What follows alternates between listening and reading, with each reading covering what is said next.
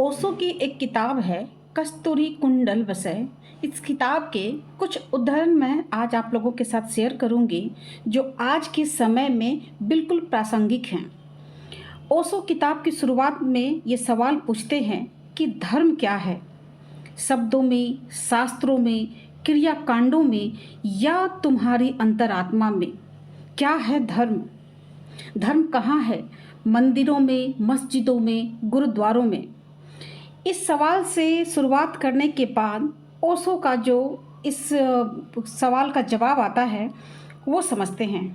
ओशो कहते हैं धर्म है व्यक्ति और समष्टि के बीच प्रेम की एक प्रतीति, ऐसे प्रेम की जहाँ बूंद खो देती है अपने को सागर में और सागर हो जाती है, जहाँ सागर खो देता है अपने को बूंद में और बूंद हो जाता है। व्यक्ति और समष्टि के बीच ध्यान का ऐसा क्षण जब दो नहीं बचते, एक ही शेष रह जाता है। प्रार्थना का एक ऐसा पल जहाँ व्यक्तित्व शून्य हो जाता है और समष्टि महाव्यक्तित्व की गरिमा से भर जाती है। समष्टि से पर्याय है ये संपूर्ण ब्रह्मांड। इससे जुड़े हर तरह के जीव जंतु, सजीव निर्जीव, सब कुछ इस समष्टि में समाहित होते हैं। ओशो इस उदाहरण में समझाने की कोशिश करते हैं कि धर्म मंदिर, मस्जिद या गुरुद्वारे में नहीं मिलता। धर्म आपका और इस समष्टि के बीच का जो संबंध है, एक दूसरे के बीच की जो लीनता है, वो धर्म है। ओशो आगे कहते हैं धर्म व्यक्ति और समष्टि के बीच घटी एक अनूठी घटना है, न कि व्यक्ति और समाज के बीच। और आज के समय को देखते हुए बहुत ही अफसोस के साथ कहना पड़ रहा है कि आज धर्म को हम व्यक्ति और समाज के बीच के संबंध के रूप में देखने लगे हैं, न कि व्यक्ति और समष्टि के। आज के समय में धर्म के नाम पर हम जितने भी आडंबर कर रहे हैं, जितने भी क्रियाकलाप हैं, वो बाहर की तरफ हैं और इसी को अंकित करने की कोशिश उन्होंने अपनी इस किताब में की है जिसका नाम है कस्तूरी कुंडल वसय। किताब का प्रथम पाठ है अंतर यात्रा के मूल सूत्र। इस पाठ में कस्तूरी का उदाहरण दे करके ओशो हमें समझाने की कोशिश करते हैं कि किस तरह हम भी कस्तूरी मृग की ही भांति बाहर भटकते रहते हैं जबकि गंध अंदर से आ रही होती है। इसे थोड़ा सा उदाहरणों के साथ समझने की कोशिश करते हैं ओशो की ही किताब में लिखी गई उन्हीं की भाषा में। तुम्हें पता होगा कस्तूरी मृग का। कस्तूरी तो पैदा होती है मृग की नाभि में। कस्तूरी का नाफा नाभि में पैदा होता है और कस्तूरी की जो सुगंध है वो मादा मृग को आकर्षित करने के लिए है। जब मृग नर कामातुर होता है, जब कामातुरता बढ़ती है तो उसके शरीर से एक सुगंध फैलनी शुरू हो जाती है। यह सुगंध बड़ी मादक है, कस्तूरी जैसी कोई गंध नहीं, बड़ी आकर्षक है। चुंबक जैसा उसमें आकर्षण है, मस्ती से भर देती है वह गंध मादा को।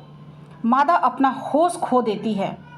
लेकिन विडंबना यह है कि यह गंध कस्तूरी मृग को भी आ रही होती है, लेकिन उसे समझ नहीं आता कि यह गंध कहाँ से आ रही है। इसीलिए मृग इस स्रोत की तलाश करता है। वह भागा फिरता है जंगलों में, हर तरफ वो लहूलुहान हो जाता है इस खोज में कि आखिर ये गंध कहाँ से आती है।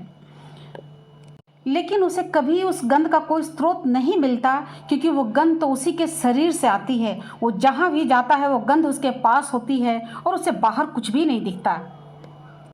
कस्तूरी मृग के इस प्रतीक को कबीर ने चुना था जिसे ओशो इंगित कर रहे हैं। जिस मंदिर की तुम तलाश कर रहे हो वो तुम्हारे कुंडल में बसा है, वह तुम्हारे ही भीतर है, वह तुम ही हो। और जिस परमात्मा की तुम मूर्ति गढ़ रहे हो उसकी मूर्ति गढ़ने की कोई ज़रूरत ही नहीं है, तुम ही उसकी मूर्ति हो।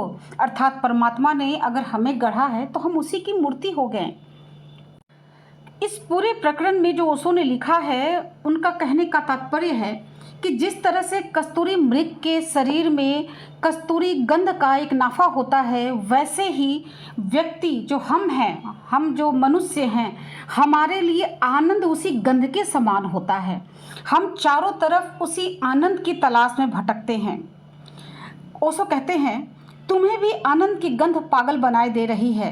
तुम भी आनंद की गंध को बाहर से आता हुआ अनुभव करते हो। कभी स्त्री के संग से तुम्हें लगता है आनंद मिला, कभी बांसुरी की ध्वनि में लगता है आनंद मिला, कभी भोजन के स्वाद में लगता है कि आनंद मिला, अहंकार में भी आनंद मिलता है। बहुत सारी चीज़ें हैं जो तुम्हें आनंदित करते हुई प्रतीत होती हैं, लेकिन वास्तव में वो आनंद तुम्हारे भीतर से आ रहा होता है जिसकी तुम्हें कोई जानकारी नहीं होती। आनंद की इस बात को ओशो एक उदाहरण से समझाते हैं। समझ लो कि तुम भोजन कर रहे हो, बड़ा स्वादिष्ट है, तुम बड़े तल्लीन हो, बड़ा सुख आ रहा है, स्वाद रोए रोए में डूबा जा रहा है।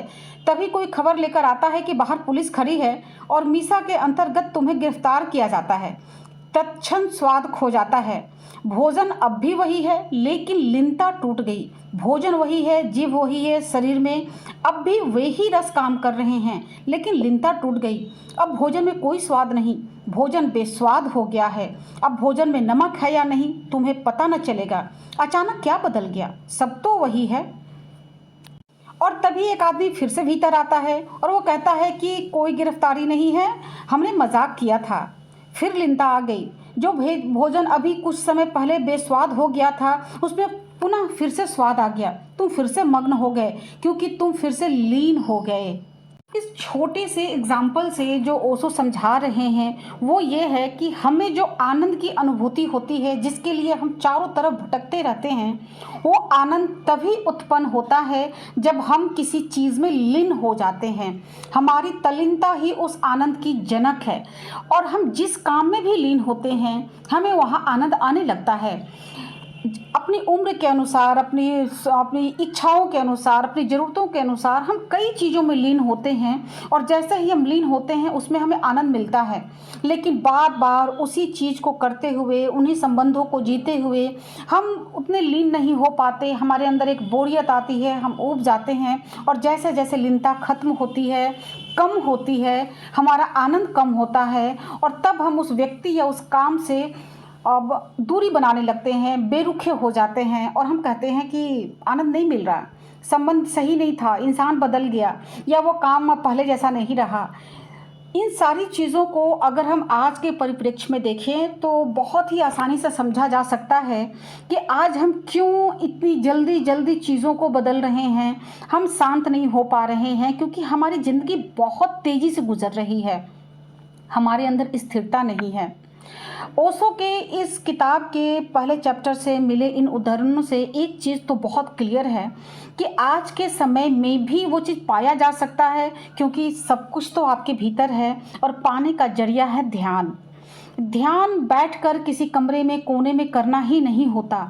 ध्यान का मतलब होता है कि आप जो भी कर रहे हैं, जिस काम में भी हैं, जिस व्यक्ति के भी साथ हैं, 100% अगर आप वहाँ अपने आप को देते हैं, पूरी तल्लीनता से उस चीज़ में डूबते हैं, तो आप उस आनंद को पा सकते हैं, और आप उस चीज़ को बहुत लंबे समय तक अपने जीवन में बनाए रख सकते हैं। लेकिन बात पुनः वहीं आकर के रुक जाती है कि लंबे समय तक बनाए रखना कोई विषय नहीं है, ये मुद्दा नहीं है। मुद्दा है आनंद कितना चिर अस्थायी हो सकता है।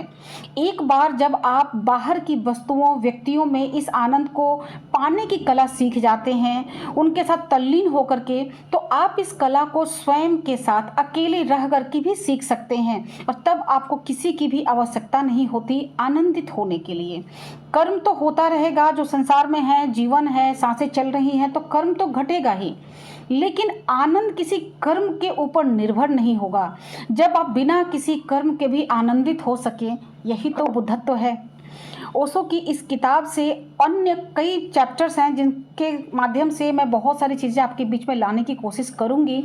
फ़िलहाल के लिए इस चैप्टर को समझें, इसको अपने जीवन में उतारने की कोशिश करें, और ओशो ने कस्तूरी मृग के माध्यम से जो हमें हमारी कस्तूरी आनंद से मिलाया है, बताया है, उसको समझने की कोशिश करते हैं और अपने जीवन को आनंद में बनाने की ओर बढ़ते हैं। आशा करती हूँ कि आपको ये पाठ समझ में आया होगा। अगर आपके मन में कोई सवाल हो तो आप ज़रूर पूछें। मैं कोशिश करूँगी कि जल्द ही दूसरे चैप्टर्स को भी आपके सामने लेकर के आऊँ। तब तक के लिए प्रेम प्रणाम।